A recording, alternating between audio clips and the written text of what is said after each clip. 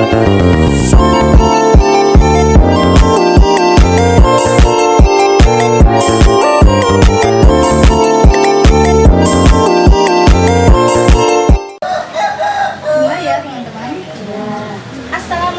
warahmatullahi wabarakatuh. Waalaikumsalam warahmatullahi wabarakatuh. Alhamdulillahirrabbilalamin. Pertama-tama marilah kita panjatkan puji dan syukur kehadirat Allah yang telah melimpahkan rahmat, taufik dan hidayahnya sehingga kita dapat berkumpul pada siang hari ini dengan keadaan sehat walafiat. Salawat dan salam tetap terlimpahkan. Mohon maaf dari biasa.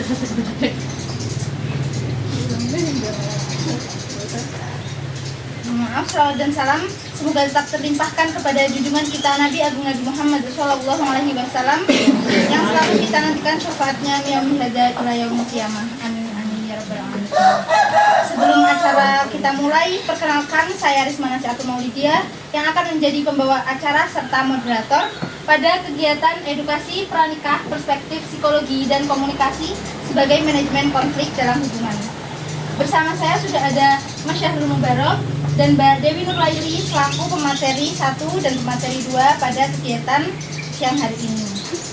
Sebelum kita mulai, mungkin kita ice breaking dulu ya, supaya lebih semangat meskipun siang-siang seperti ini. Oke, jadi ice breakingnya sangat simpel. Kita main tepuk tangan saja. Kalau tangan saya kecil seperti ini, berarti tepuknya tepuk kecil. Semakin kecil, semakin tidak bersuara. Semakin besar, suaranya semakin keras. Bisa dipahami ya? Bisa. Oke, kita coba. Ayo tepuk tangan ini. Tepuk tangan biasa aja. Jadi, tepuk tangan biasa. Nanti kalau tangan saya semakin kecil, berarti tepuk tangannya semakin tidak bersuara. Oke. Paham ya? Sudah paham ya? Oke, kita mulai tepuk tangan biasa dulu. Ya. Tepuk tangan besar.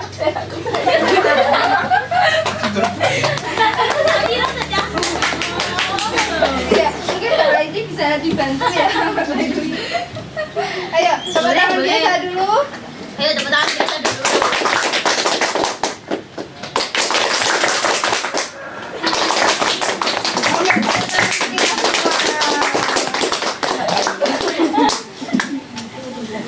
Oke. Seperti yang sudah saya sebutkan tadi, jadi pada kesempatan ini kita akan mengadakan seminar edukasi pranikah, perspektif psikologi dan komunikasi sebagai manajemen konflik dalam hubungan. Sesuai dengan tema. Nah, teman-teman di sini semua kira-kira sudah ada apa belum yang sudah mempersiapkan pernikahan? Mbak Alfi. Mungkin yang sudah merencanakan tahun depan atau bulan depan atau besok ada. Nah, pas, berarti sangat pas ya Mbak, karena ini edukasi pranikah sebelum menikah. Nah, kira-kira apa saja sih yang perlu disiapkan sebelum pernikahan? Kalau menurut teman-teman apa? Pasangan. Yang paling penting pasangan. Terus uang, mental, makanan, panggung, gitu ya. Nah, tapi pada kesempatan ini kita nanti gak akan membahas itu, gak akan membahas dekor, gaun pengantin, enggak ya. Kita membahasnya edukasi pranikah dalam pandangan psikologi. Kira-kira apa saja sih yang perlu disiapkan sebelum kita menikah? Baik, supaya mempersingkat waktu, selanjutnya materi persiapan psikologis menuju pernikahan akan disampaikan oleh Mas Syahrul Mubarok. Kepadanya waktu dan tempat dipersilakan. Assalamualaikum warahmatullahi wabarakatuh. Waalaikumsalam warahmatullahi wabarakatuh. Bismillahirrahmanirrahim. Alhamdulillahirrahmanirrahim. Assalatu wassalamu ala rasulillah wal mursalin sayyidina wa maulana Muhammadin wa ala alihi wa sahbihi ajmain. Sebelumnya terima kasih pada moderator yang telah memberikan kesempatan saya untuk memberikan materi tentang persiapan pernikahan persiapan pernikahan dalam perspektif psikologi. Dan yang saya hormati kepada teman-teman kelas 12 SMA Pondok Nabawi ya. Dan yang sudah lulus ya. Kecuali Mbak Alfi ini sudah semester berapa Mbak? 6 ya, atau lulus. Jadi bisa untuk materinya pas bukan Mbak Alfi ya. Pas banget. Kita mohon izin untuk berdiri ya.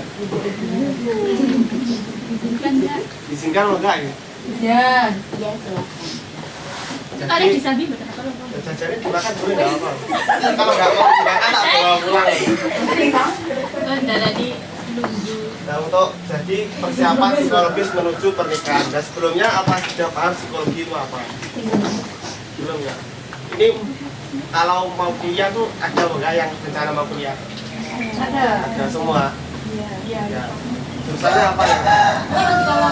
Psikologi. Sudah pernah belajar atau belum baca psikologis? Belum. Terus kak niatnya pengen masuk psikologi kenapa? Ingin ketemu Sahdu. Maksudnya seberapa tahu Anda tentang psikologi? Seberapa tahun?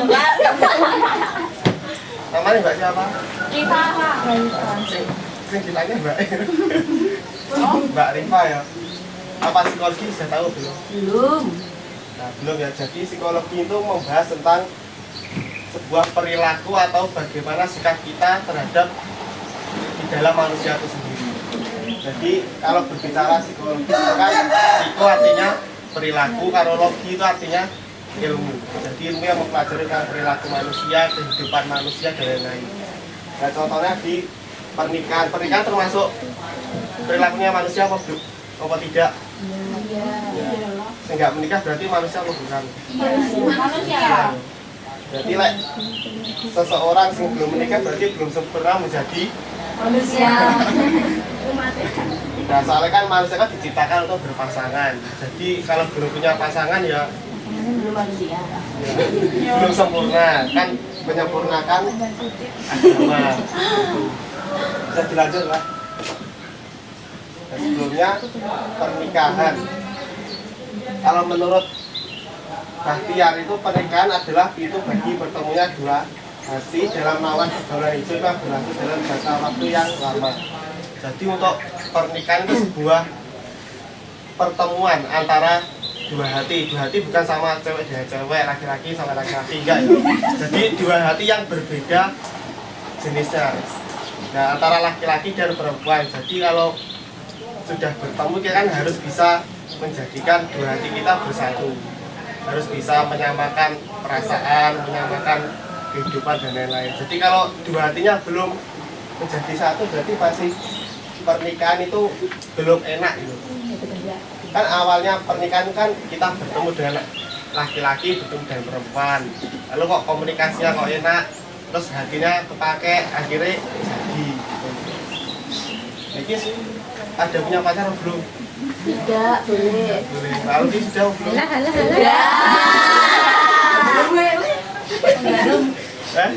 Ya, katanya mau menikah. Terus yang di dalamnya terdapat berbagai hak dan kewajiban yang harus dilaksanakan oleh masing-masing pihak untuk mendapatkan kehidupan yang layak, bahagia, harmonis, serta mendapatkan keturunan. Jadi untuk kita dalam mencapai pernikahan kan pasti ada tujuan untuk setelahnya. Jadi nggak hanya setelah menikah, pokok menikah. Itu biasanya untuk ya mohon maaf ya perempuan kan kadang sudah umurnya sudah umurnya waktunya menikah, itu biasanya beban moralnya sangat tinggi. Aku lagi nggak nikah selak tua ya selak nggak payu ya. Akhirnya malah berusaha pokoknya aku sudah nikah. Padahal untuk pernikahan kan yang perlu dipersiapkan kan banyak dalam mencapai bahagia, harmonis serta mendapatkan keturunan.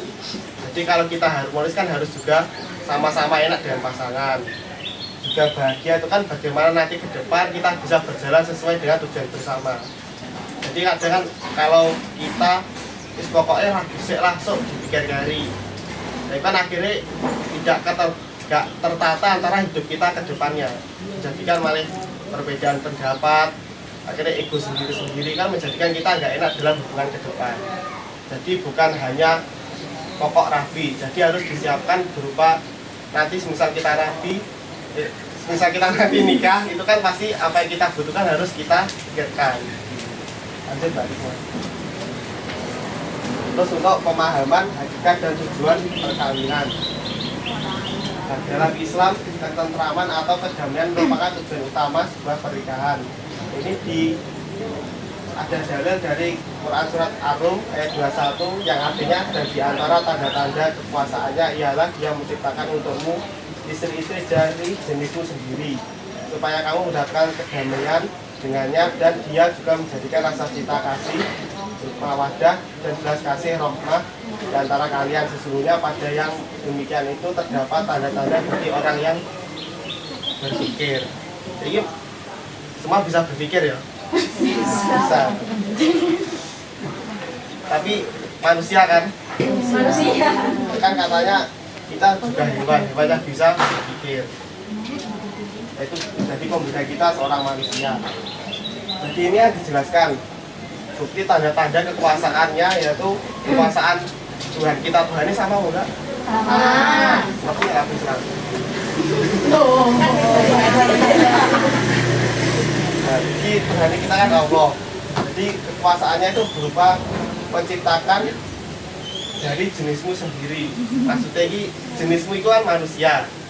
Jadi diciptakan berpasangan. Kalau manusia gandengnya juga dengan manusia, hewan juga dengan hewan. Jadi nggak bisa hewan dengan manusia.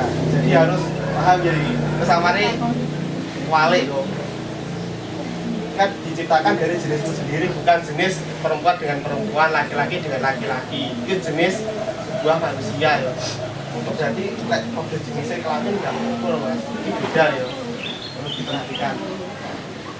Dan juga menjadikan rasa cinta dan belas kasih. Jadi ketika kita mencintai, sama-sama mencintai kan, kita harus bisa sama-sama saling mempunyai rasa cinta. Jadi nggak hanya laki-laki yang cinta pada perempuan, perempuannya nggak pasti. Dan juga perempuan yang cinta ke laki-laki, anaknya nggak terlalu cinta. Itu juga harus sama-sama saling. Ada kok sampai itu mikir aku lah nggak karo mau kayak mau, padahal anaknya nggak share. Akhirnya berusaha dengan sedemikian rupa cara untuk mendapatkan laki-laki. Nah ini kan salah. Jadi harus sama-sama saling mencintai. Gitu. Lanjut. Terus memahami perubahan peran. Jadi setelah kita menikah itu kan pasti pola hidup kita itu berbeda jauh dengan apa yang sebelum kita menikah. Terus pernah kalian pikirkan mau belum? Belum ya? Kelas 12 nggak ada yang langsung menikah nih. Lulus kuliah, lulus sekolah langsung menikah enggak? Iya, kaya-raya. Pokok laki-laki ini kaya nggak apa ya. Jadi untuk yang pertama itu kebiasaan hidup sehari-hari itu pasti berbeda ya. Seumpama kita belum menikah, kita pastinya kayak wis dianjur kesangan sini dolan nongkongan, terus dijak info kancane dan setiap karya. Ini harus kebiasaan hidup sehari-hari diubah. Kita punya suami, fokus kita harus mengikuti seorang suami. Misal kita mau ngapa-ngapain harus izin dulu sama suami. Jadi nggak seenaknya kita mau ngapa-ngapain. Terus juga mengelola keuangan. Dan ketika berhubungan dengan suami istri sudah menikah, itu kan masalah keuangan ya urusan dari suami dan istri. Jadi nggak ikut ke orang tua lagi. Jadi harus bisa memanajemen uang. Nanti kita butuhnya berapa, terus dengan uang segini kita bisa buat apa gitu. Terus tanggung jawab baru. Nah ini tanggung jawab baru itu berupa kita sudah hidup sendiri, sudah tidak ditanggung sama orang tua. Tanggung jawabku sendiri, jadi orang tua juga malah tanggung jawab kita. Harus bisa menempatkan tanggung jawab kita itu sudah lebih besar. Terus juga kesibukan. Nah kesibukan kita biasanya dari sekarang kesibukannya apa? Belajar ya. Yang benar. Belajar. Terus hafalan. Oh. Apalagi? Tidur. Nah, kesibukan nih setelah menikah itu juga berbeda semua. Maunya yang biasanya kita gini harus kita ubah lebih baik lagi. Dan juga ada prioritas yang harus kita jalani. Terus selanjutnya ada penyesuaian diri dengan pasangan dan keluarga. Nah, ini biasanya kalau kita sudah berpasangan pasti ada orang tua kedua belah pihak. Itu kita harus juga bisa menempatkan diri kalau kita juga punya bisa orang tua ya. Besan, pertua.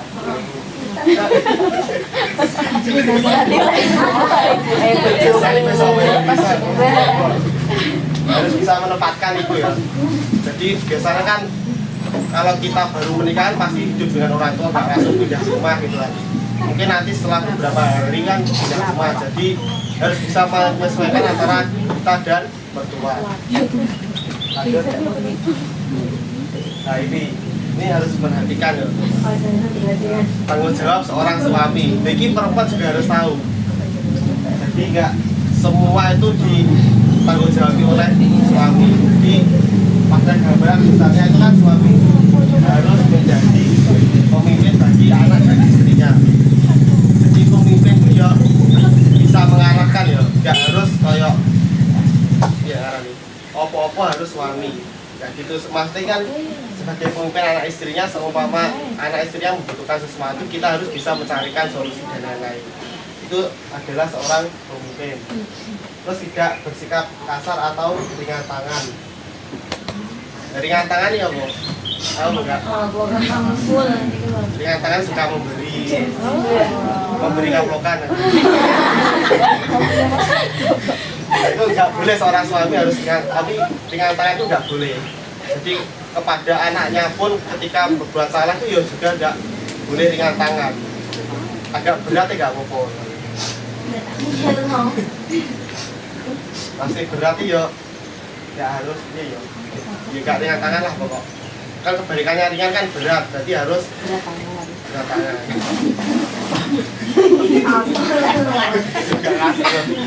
Ringan tangan jadinya kasar, terus berat tangan berarti halus. Terus lanjutannya bertanggung jawab sebagai pencari nafkah. Jadi seorang suami itu harus bisa mencari nafkah untuk anak dan istrinya. Dan nafkah itu berupa apa? Uang saja.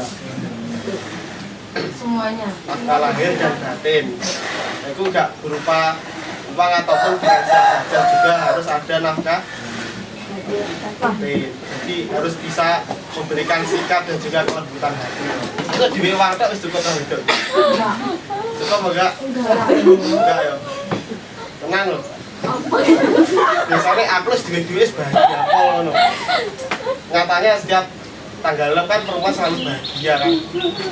Kalau ada keri-keri wis merenggut neh. Ini kan harus bisa dikontrol. Terus menyelesaikan masalah tidak menunda-nunda atau menghindarinya. Jadi ketika ada masalah, seorang suami itu harus segera menuntaskannya. Soal itu juga berdampak kepada keluarga. Bagaimanapun kita punya masalah, kalau kita hindari terus itu nggak akan selesai, malah bertambah parah.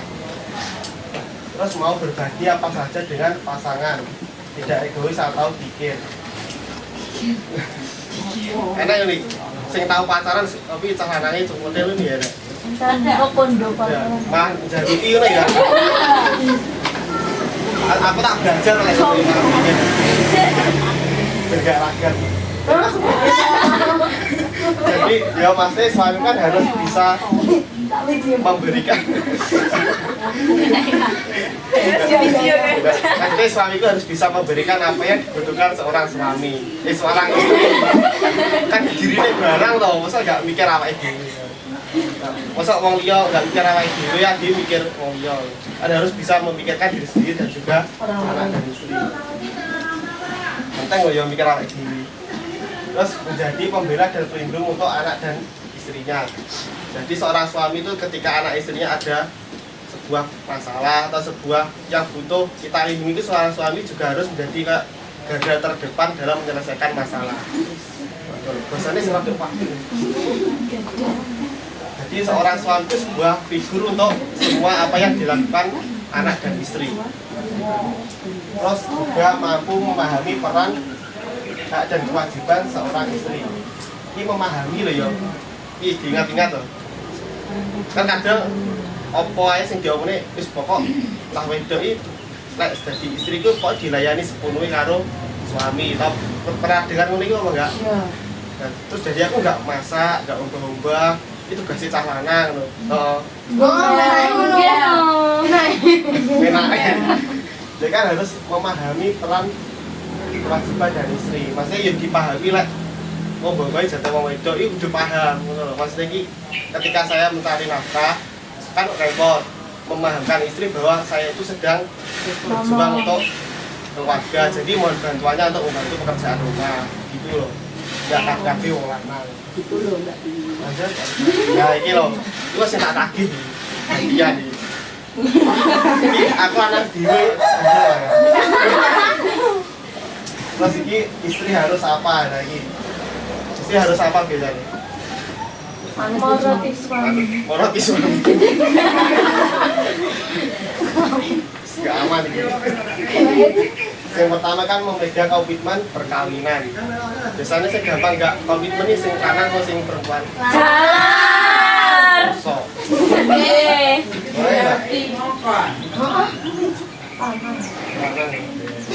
Ada sing pacaran mau enggak? Niki. Niki loh. Biasanya kan sing sering udah memegang komitmen yang laki-laki lah. Ya tak sadari ya emang gitu. Emang laki-laki nggak pernah tahu. Emang laki-laki semuanya sama aja ya. Tapi kan kadang seorang suami atau laki-laki bersifat begitu kan juga ada sebabnya. Mungkin perempuannya sing nggak baik-baik saja kan gitu. Sudah nggak kuat menahan menghadapi seorang perempuan, akhirnya ya nggak komitmen kan bisa. Terus ada juga yang kedua, tidak berbicara atau berperilaku yang memprovokasi suami. Lagi biasanya tanggungnya tak suku mobil ya loh. Pantas sih. Belanja isu-isu nih ibu aku di mana tuh TV. Pulang kok Pak TV-nya dia secili loh. Kan nggak boleh memprovokasi. Terus juga bertanggung jawab terhadap urusan rumah tangga. Urusan rumah tangga ya apa aja? Kalau taruh di rumah tangga ya. Bahasa mama kan dalam rumah tangga kan ada seorang suami, seorang anak. Jadi harus bisa bertanggung jawab terhadap rumah tangga, mengurusi suami, mengurusi anak. Nah itu kan yang suami kan mencari nafkah dan perempuan mengurusi gimana pengelolaan keluarga. Terus kayak selesai pangan, nah itu kan lain-lain. Terus selanjutnya mengelola keuangan rumah tangga dengan baik. Nah ini perempuan gak boleh nganu loh. Terus kadang nenek shopping langsung belanja, ya kan gak boleh. Harus bisa memanajemen. Soalnya kan kebutuhan kita, kebutuhan kita. Suami istri loh. Kebutuhan suami istri dan anaknya itu kan masih panjang. Jadi harus bisa memanajemen dan mengelola.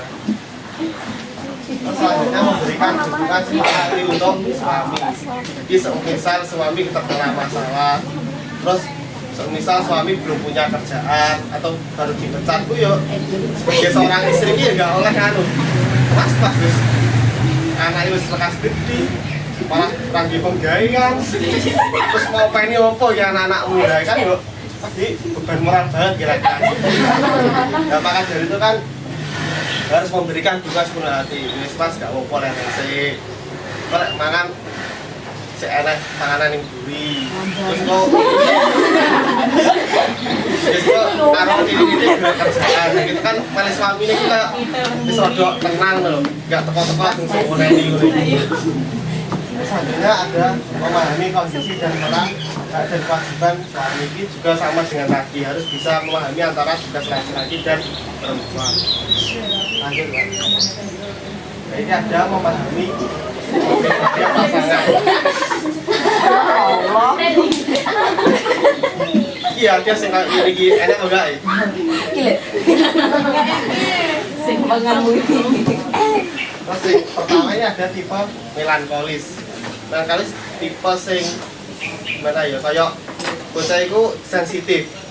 sensitif ini semisal laki-laki ini kerja pulang malam terus mulai terus anu nyapo lagi pemikirannya selalu negatif terus.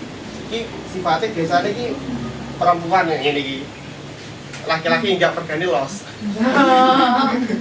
Oke kan. Jadi ada enggak yang sifatnya ini gampang tapi sensitifan terhadap seorang laki-laki. Nggak ada ya, nggak peduli kabeh berarti. Ini enggak. Terus ada tipe yang sanguinis, yaitu tipe yang ceria. Jadi seorang suami atau istri itu sifatnya ceria. Jadi suka membuat kesenangan, terus memberikan kebahagiaan. Tetapi kalau sifat ceria itu biasanya keburukannya itu sering teledor. Terlalu menggampangkan sesuatu hal, akhirnya pokok seneng ya wis, ya ini bikin carry. Kan akhirnya gak terurus antara seneng dan jae, akhirnya teledor. Terus ada tipe pragmatis. Pragmatis ya apa? Tahu nggak? Nggak tahu. Apa ya? Pragmatis ki ngaruh sifatnya tenang dan lepek didik apa ya? Nah, sifatnya ini kan seorang suami istriku tenang dalam menghadapi suatu masalah. Jadi ini kalau sifatnya tenang itu kan berarti baik apa enggak? Baik.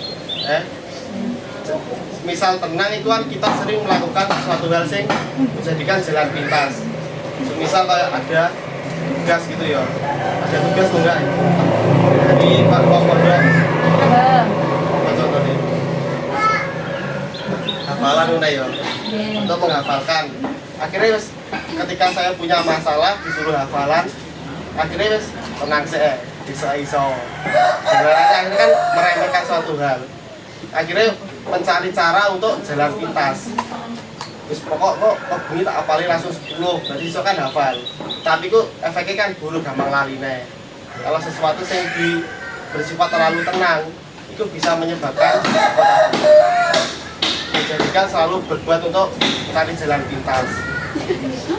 Terus ini ada tipe koreanis. Ini tipe seorang yang bisa bertanggung jawab, disiplinnya tinggi, terus juga menjadi seorang yang bisa mengatur segalanya. Itu ada apa enggak ini?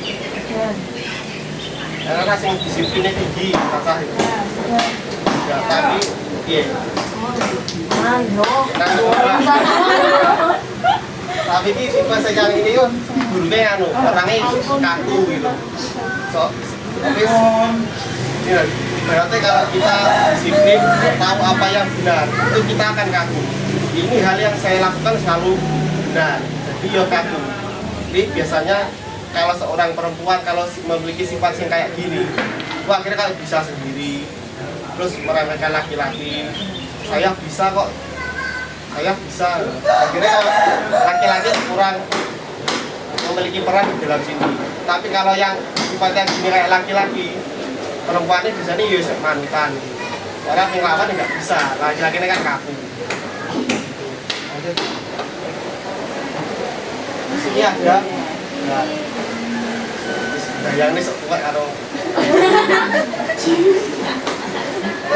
mengembangkan sikap mental positif terhadap pasangan. Jadi pastinya kita nanti setelah pastinya nanti kalian semua semisal menikah kan mempunyai seorang pasangan kan. Nah, itu pasti banyak masalah dan persoalan itu yang bisa merusak mental Anda. Akhirnya mentalnya kayak berkono, rapi karo kayak salah umum. Nah itu nggak boleh, harus memunculkan mental yang positif. Antaranya yaitu pemahaman dan pengertian kebesaran. Itu kita sebagai pasangan, kalian seumpama ya menjadi seorang istri terus mempunyai suami itu harus bisa memahami apa yang dilakukan oleh seorang suami. Jadi semisal suaminya kerja pasti kan capek, kita harus bisa memahami bahwa dia itu butuh istirahat dan lain-lain. Jadi kita nggak boleh untuk terus mengforsir butuh apa gitu. Harus bisa memahami kebutuhan dari laki-laki juga. Terus ada penerimaan tanpa syarat. Nah ini penerimaan itu berupa semisal kan setiap orang pasti mempunyai kekurangannya masing-masing. Terlebih kalau kita semakin dekat sama orang, semakin terlihat keburukannya. Kalau enggak, nah itu biasanya seawal betul, oh baik, kita ini wapi, terus ambel, bocah effortnya banter dan lain-lain loh. Ternyata setelah kenal, baik bocah ini loh. Kan pasti banyak, apalagi seorang suami istri pasti akan merasakan hal tersebut. Jadi suamiku kok ini lah kau yang biyen dan lain-lain. Nah, jadi kita harus bisa menerima hal tersebut. Dia sudah suami saya, dan harus saya terima apa semua kekurangan dan kelebihannya. Terus juga ada penghargaan tanpa syarat. Nah ini biasanya ketika kita dinamika dalam berhubungan kan ketika apa ya kayak vakum loh, maksudnya kayak sepi-sepian aja. Jadi kan harus memunculkan sesuatu yang ceria ataupun kebahagiaan. Mental yang positif harus dikembangkan, itu berupa penghargaan tanpa syarat. Misal seumpama perempuannya kesel pulang kerja, suaminya kesel pulang kerja, terus kita berusaha untuk memberikan penghargaan berupa apa kayak sesekali dimasaknya yang enak, beri sambutan yang rapi, itu kan memunculkan mental yang sehat. Jadi urusan di belakang rumah itu meskipun perempuan nggak tahu, sebenarnya membuat seorang laki-lakinya bahagia, kan memunculkan mental yang positif. Nah, dari pencapaian materi tadi ataupun pranikah, sudah ada yang siap nikah belum? Sudah. Semakin siap atau semakin nggak siap?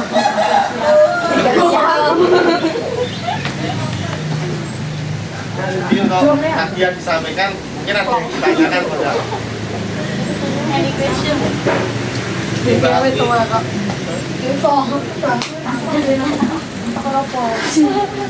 Mau sama orang yang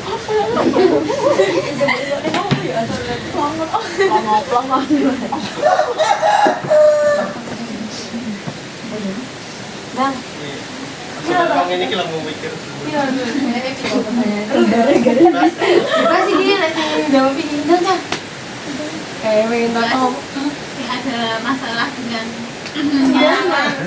Aku loh mbak, banyak pasangan, banyak masalah kalau banyak pasangan deh. apa Brel? Jadi galau. Milih masalah yang di. Gimana ada pertanyaan mau nggak? Ya. Gendang ngono ya, tak ngono ya. Boleh kok. Ini mau tanya punya pasangan baik punya enggak? Boleh selama satunya nggak tahu. Gitu. Kita WA tak iki. Hah? Bukan ya misalnya. Sing boleh laki-laki loh.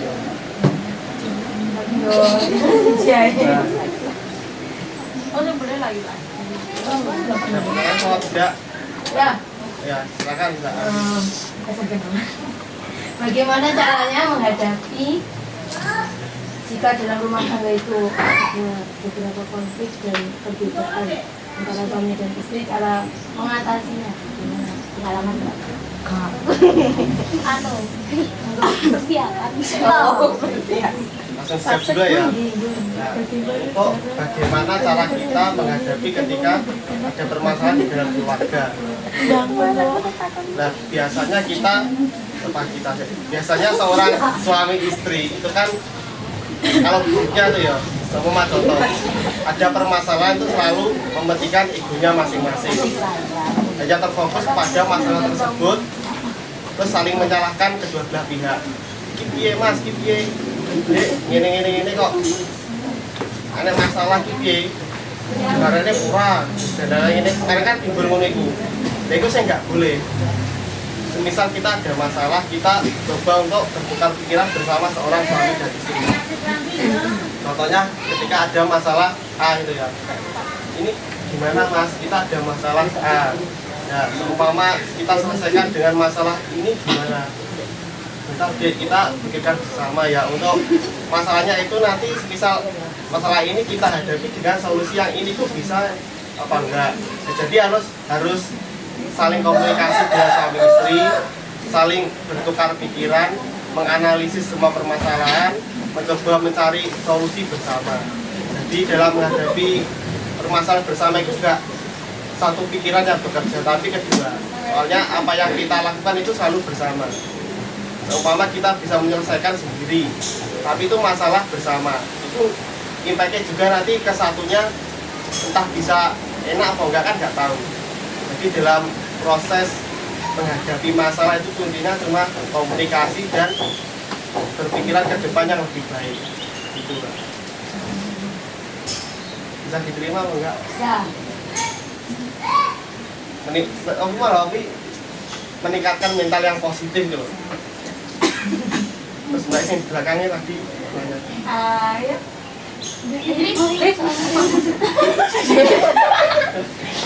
Seksi lo.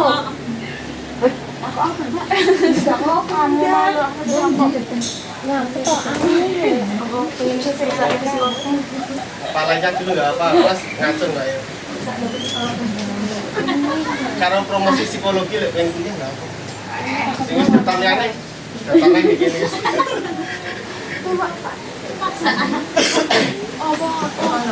Psikolog kayaknya. Psikolog kok yang dipikir mek ngomong bermasalah. Bisa juga apa jadi perawat jalan.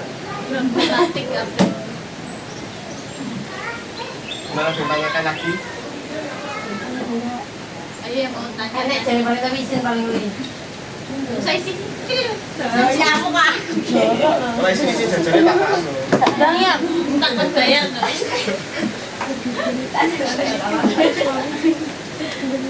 Ayo kan teko sembarang.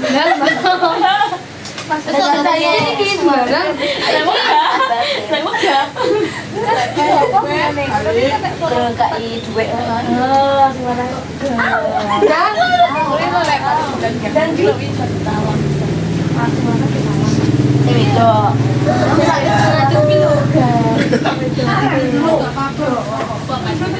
Apa gitu kan saya disampaikan. Enggak usah, Kak. Enggak usah. Langsung aja. Oh iya, mau karo aku masuk izin. Aku izin karo Mas. Anu, Mbak, enggak lho, Mbak. Terus saya penuh. Barang satu lagi weh ya apa? Dijawab bisa bilang.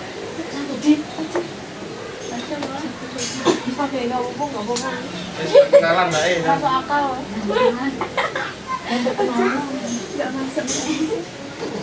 Perkenalan masuk izin. Gerakan apa saya? Iya.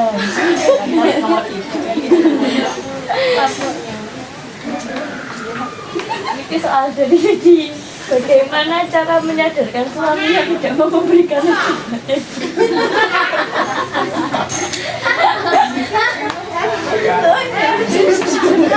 Iya ya.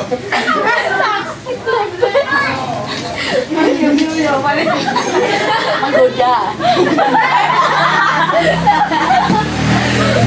Ya mungkin nanti mau warnanya nih kamu. Terima kasih. Pertanyaannya sangat bagus sekali. Iya. Jadi tenang sih. Jadi apakah berarti ini sing berupa apa?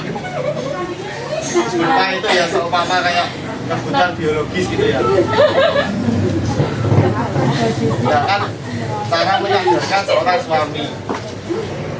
Dan sebelumnya kita harus melihat dulu seorang suami kita itu ngapain kok nggak mau kayak gitu loh maksudnya. Kan harus kita lihat dulu apakah sudah capek ya mungkin. Terus apakah sedang marah dengan seorang istri ataupun juga seorang istri itu biasanya kalau sedang berhubungan itu nggak mengenakan kan juga bisa. Jadi seorang istri itu harus bisa melihat kan sesuatu biasanya kita jalankan itu biasanya kok berjalan dengan lancar. Nah kok ada masalah seperti itu kan pasti ada kekurangan di antaranya. Nah mungkin bisa kita menyadarkan ya bisa antara komunikasi ataupun membuat pola hidup kita menjadi berbeda. Umpama lebih kita perhatikan, terus sesuatu hal yang membuat suami sing nggak enak terus buat kita enak, akhirnya suami itu mau melakukan, itu kan juga bisa. Maksudnya harus kita lihat dulu permasalahannya itu kayak apa. Soalnya kan yang tahu permasalahan kan yang melakukan. Nah itu harus bisa menganalisis tersebut. Nah sama merasa yo digoda terus lah.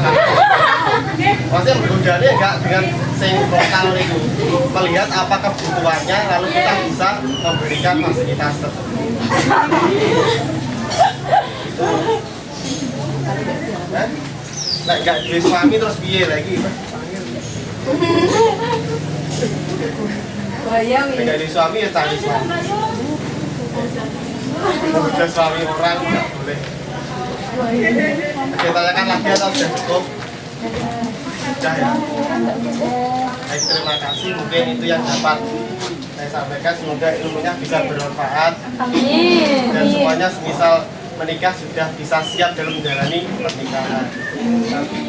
Yang ingin menikah dalam jangka dekat semoga diberikan kelancaran juga. Amin.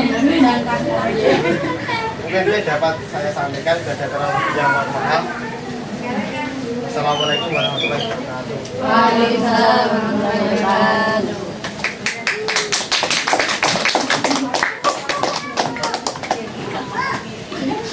Baik, terima kasih kami sampaikan kepada Mas Syahrul Mubarok atas materi yang sangat menarik ya teman-teman. Jadi ternyata kalau kita mau menikah yang dipersiapkan itu bukan cuma uang saja, tapi juga harus mempersiapkan pemahaman mengenai tujuan pernikahan, kemudian perubahan peran, tanggung jawab, dan memahami kepribadian pasangan. Juga tadi terima kasih Mas Syahrul sudah menjawab pertanyaan dari teman-teman semua mengenai permasalahan-permasalahan dalam rumah tangga ya. Nah intinya apa yang disampaikan Mas Syahrul tadi itu sebenarnya juga untuk mencegah permasalahan yang teman-teman tanyakan tadi. Kalau saja sejak awal sudah mempelajari semua ini, nanti diharapkan ketika sudah menikah itu tidak ada permasalahan yang mengganggu pernikahannya. Dan untuk selanjutnya, untuk materi kedua, Mbak Laili akan menyampaikan materi mengenai komunikasi sebagai manajemen konflik dalam hubungan. Nah ini masih berhubungan dengan pertanyaannya teman-teman tadi kan mengenai konflik dalam hubungan. Jadi akan lebih jelasnya akan disampaikan oleh Mbak Dewi Nuraini. Kepadanya waktu dan tempat kami persilakan.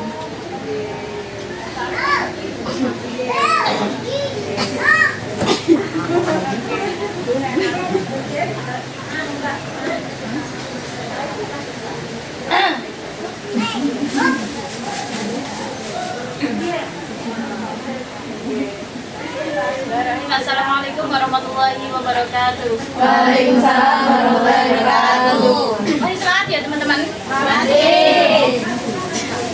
Kok terpaksa.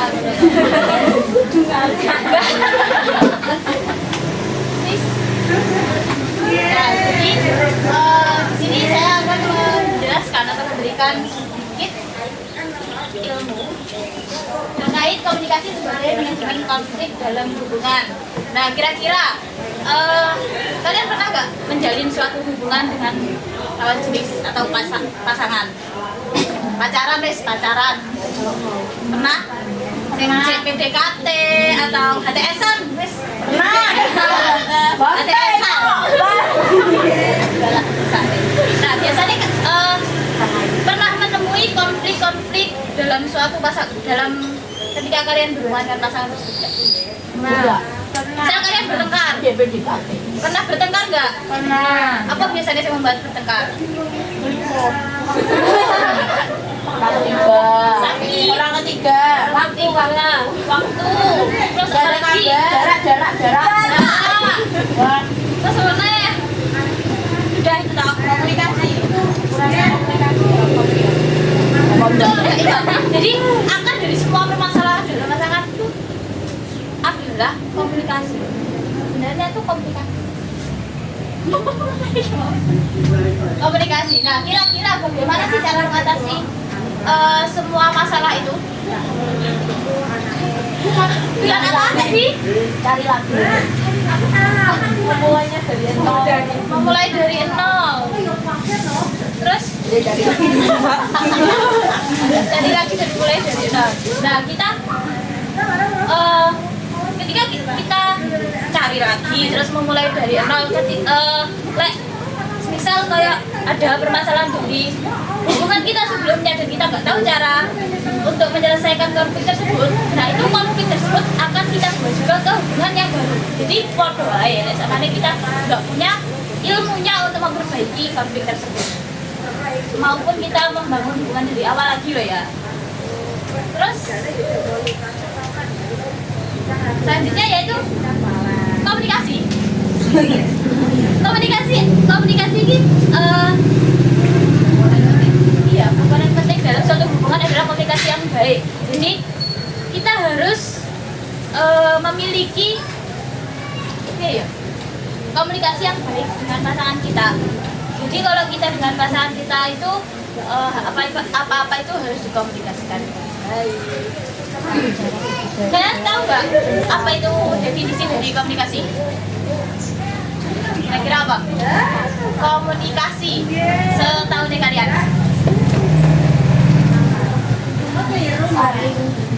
Saling berbicara. Bukan dua orang atau lebih. Terus ada lagi.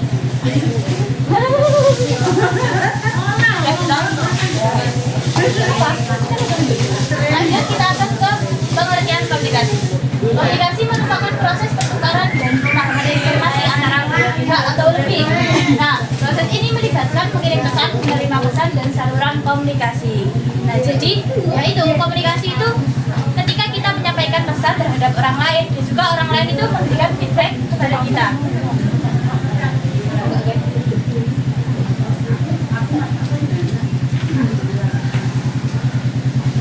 Jadi, nah komunikasi ini tidak hanya bisa dilakukan secara langsung.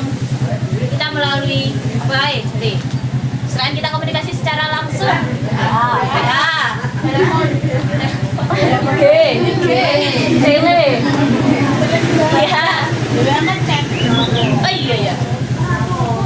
bisa IG, Telegram atau aplikasi-aplikasi yang banyak, pokoknya bisa kita untuk mengirimkan pesan.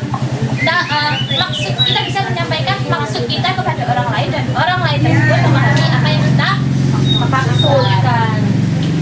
Selanjutnya, apa yang perlu diperhatikan dalam komunikasi? Kira-kira apa sih yang perlu diperhatikan ketika kita berkomunikasi dengan orang lain? Tutur kata, Pemahaman yang baik. pemahaman yang baik. Apa itu? Udah? Saya belum ngomong. Nah, di sini ada beberapa. Aku mau Nah, ada beberapa yang perlu kita perhatikan untuk melakukan suatu komunikasi. Ini yang pertama adalah keterbukaan. Nah, jadi kesadaran untuk membuka diri dan memberikan informasi yang jujur tentang diri kita kepada pasangan kita. Nah, jadi ketika kita berkomunikasi dengan pasangan kita itu kita jujur aja, jangan ada yang ditutup-tutupi. Soalnya nanti kalau ada yang ditutup-tutupi, terus pasangan kita tahunya nggak dari kita, itu akan menjadi bumerang bagi kita dan juga pasangan kita, akan menjadi suatu masalah. Jadi kalau kita sudah komunikasikan, aku itu kekurangannya seperti ini, kamu bisa nerima atau enggak?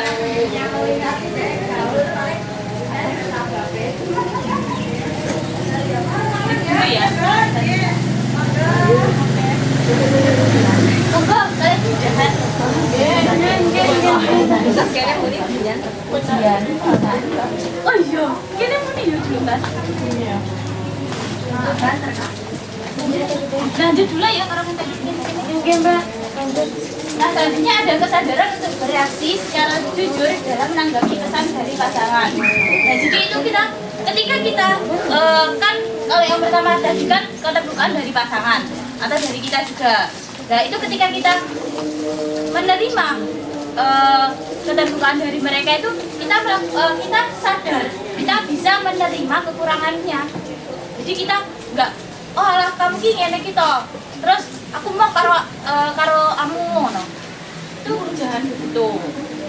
Jadi kalau kita tahu kekurangan dari pasangan kita itu hendaknya kita ya cari jalan keluar dari biar kekurangan tersebut itu tidak menjadi masalah di hubungan kita.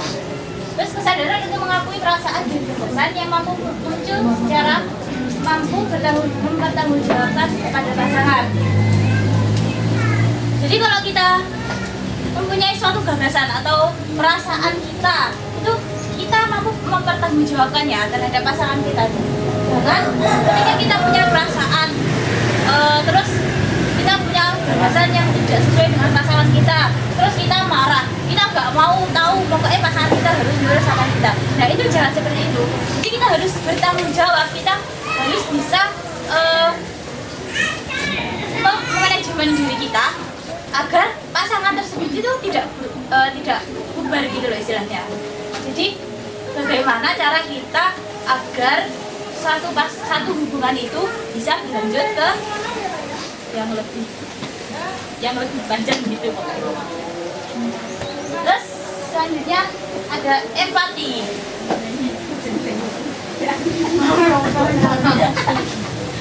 Ini ada kemampuan seseorang dalam memahami apa yang sedang dialami oleh pasangan. Nah, seseorang dapat berempati dengan menahan godaan untuk mengevaluasi, menilai, menafsirkan dan berpikir. Nah, jadi empati ini kayak bentuk perhatian kita terhadap pasangan kita. Nah, jadi kalau pasangan kita itu sedang istilahnya kok curhat, ngono, ya Allah, gini, masalah ini keluarga gini. Nah, itu kita ikut berempati. Kita tuh perhatian, oh alah, ya sing sabar, gini. Jangan kita, alah itu masalahmu tuh, urusan dulu ya. Jadi ketika punya pasangan kita tuh harus saling berempati gitu. Jadi saling perhatian, saling memahami, saling mendukung. Pak tidak menyebutkan.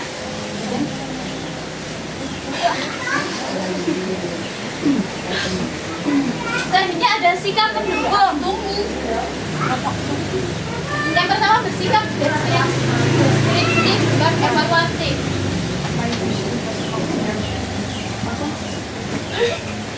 Nah di sini kita ketika punya pasangan itu jangan pokoknya kita tuh harus jujur dan menjaga perkataan kita. Jadi jangan apa-apa sedikit pasangan kita itu kita nilai atau kita bandingkan dengan orang lain, jangan. Jadi apa yang ada di pasangan kita itu haruslah atau setidaknya itu kita terima tanpa harus mengkritiknya. Terus spontanitas, kemampuan seseorang dalam bereaksi secara jujur apa adanya dalam menanggapi stimulus dari pasangan. Jadi kalau kita mendapat perlakuan apapun dari pasangan kita itu jangan kita bermis, misal kalau kamu senang ya bilang senang, kalau nggak senang ya bilang nggak senang, tapi dengan kata-kata yang tidak menyakitkan pasangan kita.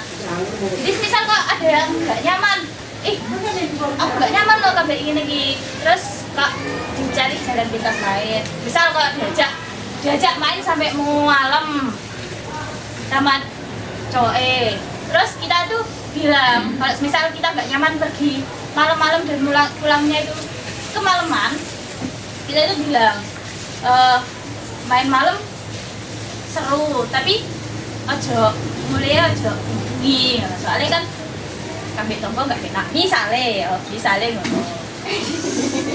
Jadi kita utamakan jujur aja nyawangin aku.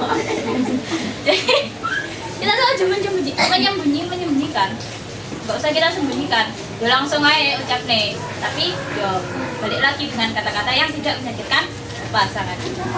Terus bersikap profesionalisme, memiliki kemampuan untuk berpikiran terbuka, mau menerima kritikan dan saran dari pasangan yang dirasa berguna bagi dirinya. Nah, ketika kita menerima kritikan dari pasangan kita itu harus menerima, bukan malah kayak alah kamu ki sok ngatur-ngatur gitu. Nah, istilahnya kalau biasanya ngatur dilarang ngatur. Ngono kan ya. Nah, itu ya bener sih istilah monologi. Tapi kan pasangan kita kan calon orang yang akan menjadi bagian dari hidup kita. Nah, misal ada kritikan dari orang tersebut, kita itu lebih ke evaluasi diri lah. Oh alah, emang bener apa bener yo sing tak lakoni iki jan salah. Jadi kita harus dengan pasangan kita. Terimalah. Selanjutnya yaitu bersikap positif. Bersikap positif yaitu memberikan dorongan baik berupa pujian, senyuman, serta anggukan kepala saat pasangan melakukan hal yang baik. Nah, ini tak bahasane kalau saya ini jadinya word of affirmation apa sih? Itu kan pokoknya perkataan yang kita tujukan kepada pasangan kita ketika dia melakukan sesuatu yang baik atau sesuatu yang menurut kita wah lah, oke. Nah itu kita berikan pujian, atau kita berikan feedback yang positif agar dia bisa mempertahankan perbuatan baiknya tersebut.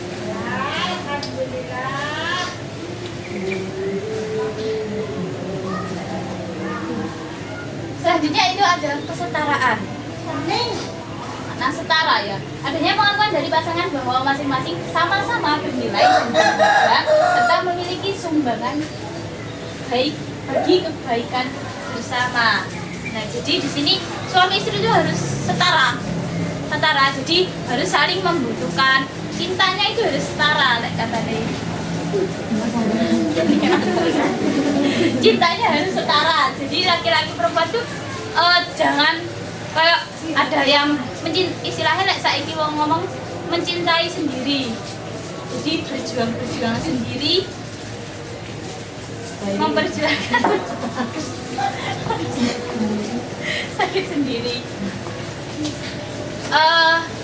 Ya wis pokoknya istilahnya semua itu dikerjakan. Ibaratnya kalau nggak ada yang berat sebelah gitu loh. Semua itu sama tugasnya.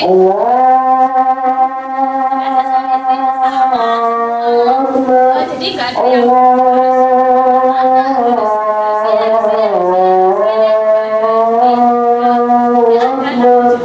coba ketika bisa dilakukan sama-sama.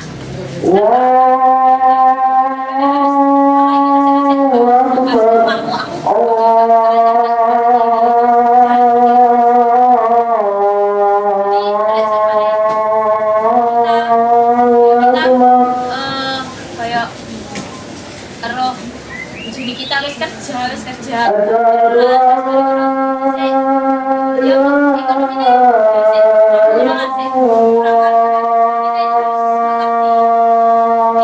Kita berdoa, kita butuh untuk menaikkan ekonomi.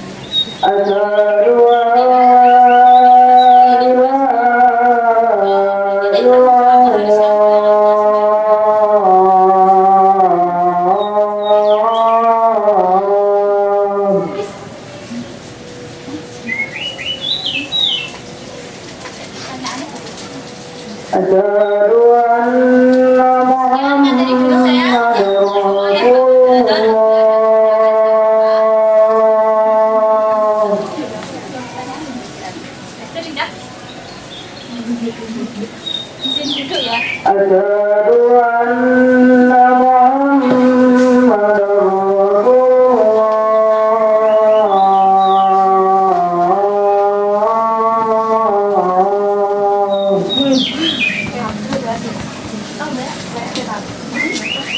Hayya 'alas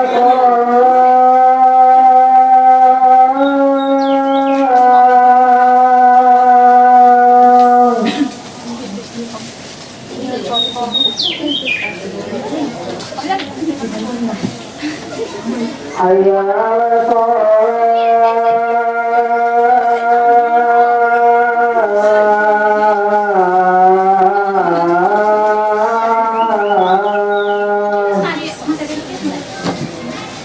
Pertanyaan. hayya 'alal falah.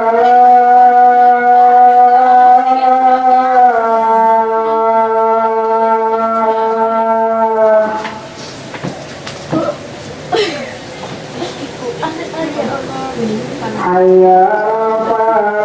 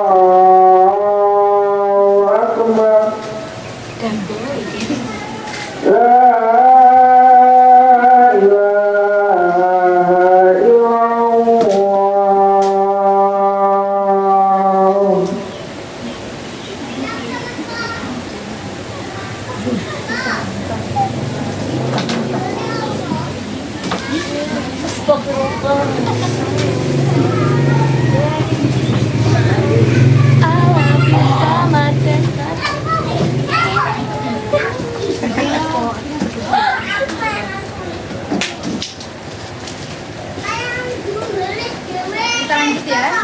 Baik, terima kasih kepada Mbak Laili atas materi yang sudah disampaikan. Beri tepuk tangan dulu.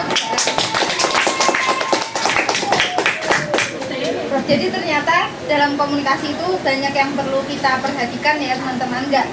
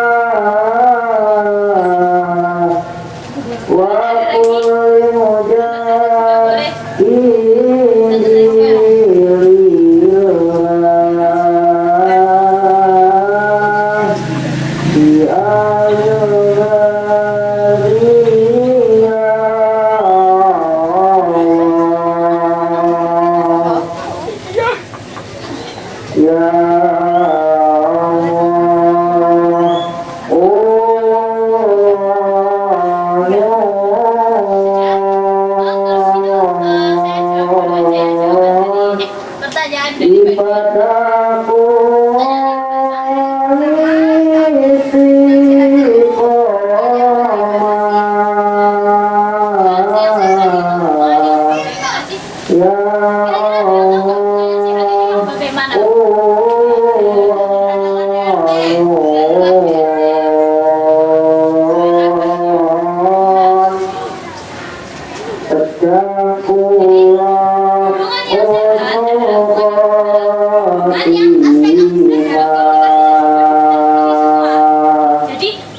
antar pasangan itu ada saling ketemu, ada sikap positif, ada barisan.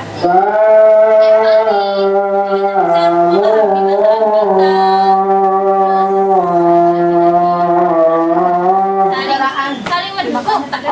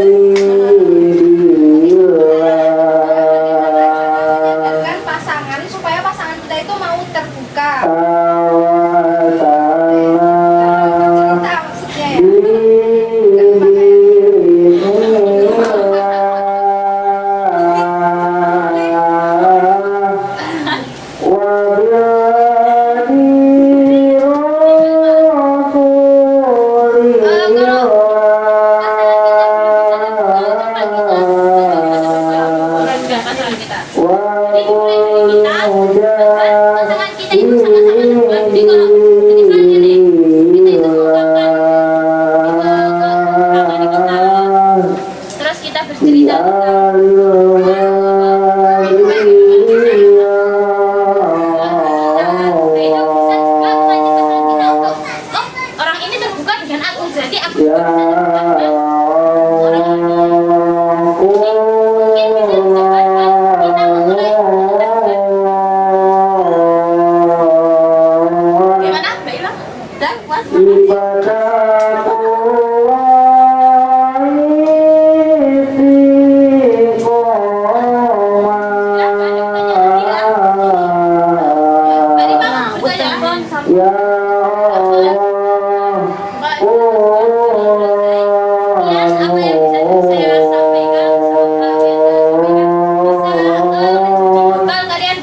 menjalin hubungan dengan pasangan kalian ya.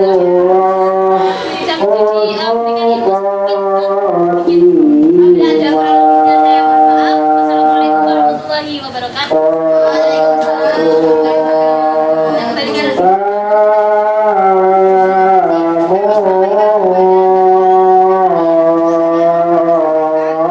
Sekarang tibalah kita di penghujung acara. Allah